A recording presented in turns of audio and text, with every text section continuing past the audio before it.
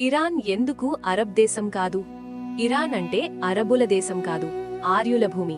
చాలా మంది ఇస్లాం కారణంగా ఇరాన్ అరబ్ అని భావిస్తారు, కానీ అది ఫ్రాన్స్, జర్మన్ అని చెప్పడం లాంటిది.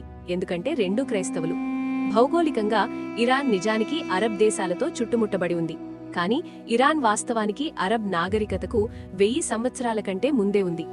రాజు సైరస్ ది గ్రేట్ శక్తివంతమైన పర్షియన్ సామ్రాజ్యాన్ని పరిపాలించాడు. అతను ప్రపంచంలోనే మొట్టమొదటి మానవ హక్కుల చార్టర్ను సృష్టించాడు. పర్షియన్లు సామ్రాజ్యాలను నిర్మించినప్పటికీ అరబులు ఇప్పటికీ ఎడారి తెగలుగా జీవించారు. అరబులు 7వ శతాబ్దం వరకు పర్షియాను జయించలేదు. అరబ్ సైన్యాలు పర్షియాను చుట్టుముట్టి జనాభాను మతమార్పిడి చేశాయి. ఇస్లాం పురాతన జొరాస్ట్రియన్ మతాన్ని భర్తీ చేసింది. కానీ ఇరానియన్లు తమ పర్షియన్ గుర్తింపును వదులుకోవడానికి నిరాకరించారు. వారు తమ భాష, సంస్కృతి మరియు సంప్రదాయాలను సజీవంగా ఉంచుకున్నారు. భాషలు వారు పూర్తిగా భిన్నమైన ప్రజలు అని రుజువు చేస్తాయి. పర్షియన్ లేదా ఫార్సీ, ఇంగ్లీష్ లాగా ఇండో యూరోపియన్ భాషా కుటుంబానికి చెందినది.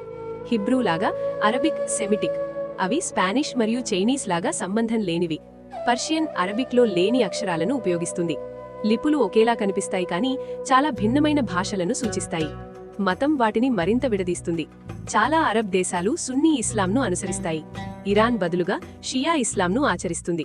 ఇరానియన్లు పురాతన పర్షియన్ నూతన సంవత్సరమైన నౌరూజ్ను జరుపుకుంటారు. అరబులు ఈ జొరాస్ట్రియన్ సెలవు దినాన్ని ఎప్పుడూ స్వీకరించలేదు. ఇరానియన్ కళ, కవిత్వం మరియు సంగీతం పర్షియన్గా ప్రత్యేకంగా ఉంటాయి. చాలా మంది ఇరానియన్లు పర్షియన్లు, కుర్దులు మరియు అజరీలు. భౌగోళికం కూడా ఇరాన్ను అరబ్ దేశాల నుండి వేరుచేస్తుంది. ఇరాన్ పర్వతాలతో పాటు అడవులను కలిగి ఉంది. చాలా అరబ్ దేశాలు ఎడారి మరియు తీర ప్రాంతాన్ని కలిగి ఉంటాయి. అరబ్ లీగ్లో 22 సభ్య దేశాలున్నాయి. ఇరాన్ను ఎప్పుడూ ఆహ్వానించలేదు. అరబ్గా గుర్తించే అరబిక్ మాట్లాడే దేశాలను మాత్రమే లీగ్ అంగీకరిస్తుంది. ఇరాన్ ఈ ప్రమాణాలలో దేనినీ తీర్చదు.